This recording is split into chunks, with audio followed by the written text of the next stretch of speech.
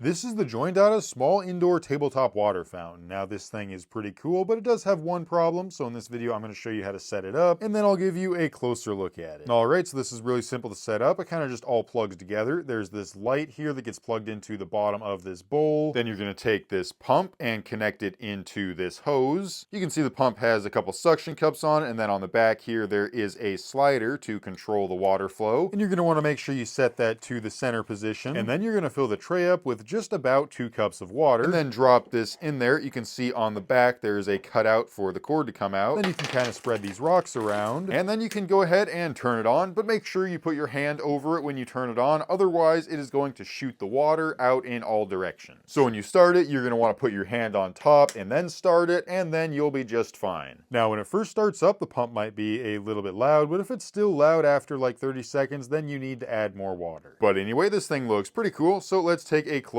look at it. It has these 4 different pillars with bowls on top, and the pillars are painted to look like stone. Turning this thing off, you can see that each one of these bowls is actually removable. It just kind of sets into place, and they just kind of sit here, but they're held in tight enough. It has these cool river rocks around the base, and then in the bottom bowl, there is an LED light that changes colors. And here's a better look with my lights turned off. I think it looks pretty cool. You can also see the light shimmering off of one of the pillars. And yeah, I mean, this thing is pretty simple. It just kind of sucks the water up to the top, and then it slowly pours down to the bottom. Now, as far as the noise, this thing really doesn't make that much noise. The pump is pretty quiet. It does have a very low hum, but you can barely hear it.